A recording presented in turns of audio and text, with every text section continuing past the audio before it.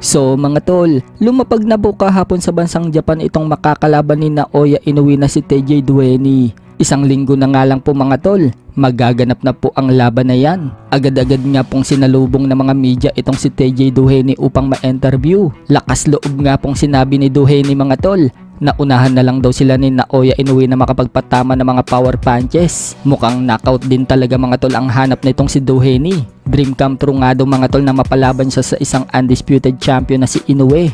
Kaya masayang masaya umano siya na makakalaban muli siya sa bansang Japan. Nakapokus na nga daw siya at ready na. Sa kabilang banda naman mga tol, inasar-asar nga po ni 6th Division at Golden Boy promoter Oscar De La Hoya itong si Devin Haney.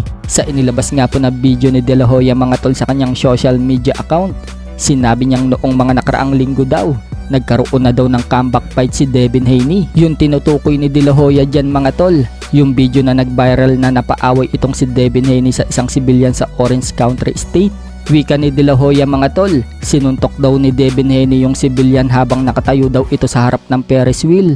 Subalit hindi daw tumama itong si Devin Haney. Kaya tawang-tawa si De La Hoya mga tol habang sinasabi niya yan. Opisyal nga daw naging bangungot ang panaginip ni Devin Haney.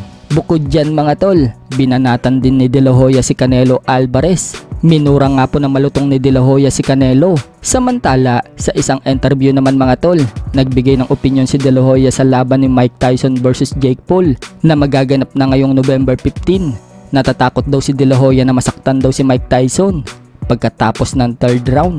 Sa unang round daw hanggang pangatlong round, may chance daw si Mike Tyson na makatama ng mga power punches. Pero kapag lumagpas na daw ng 3rd round, delikado daw si Mike Tyson kay Jake Paul.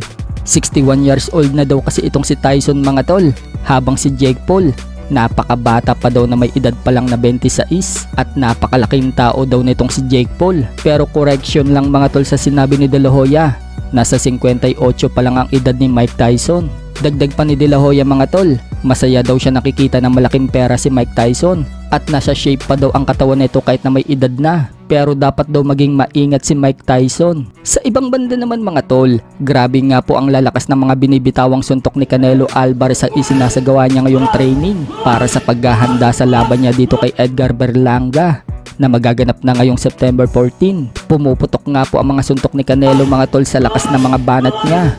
Kung matatandaan, nagbanta nga po itong si Canelo Alvarez kay Berlanga na inanakaut daw niya ito sa round 8. Sa iba pang balita mga tol, Victor Ortiz, sinabing naka-sparring daw niya ng ilang beses noon si Manny Pacquiao. At sinabi ni Freddie Roach mga tol na yung sparring daw nila ni Manny Pacquiao, yun na daw ang pinaka-the best ever na nakita sa laban na sparring ni Freddie Roach. Tinanong nga po si Victor Ortiz sa interview mga tol, sinabi daw kasi niya dati na na-knockout niya itong si Manny Pacquiao. Sagot ni Ortiz mga tol, hindi daw niya alam, nagka-amnesia na daw siya.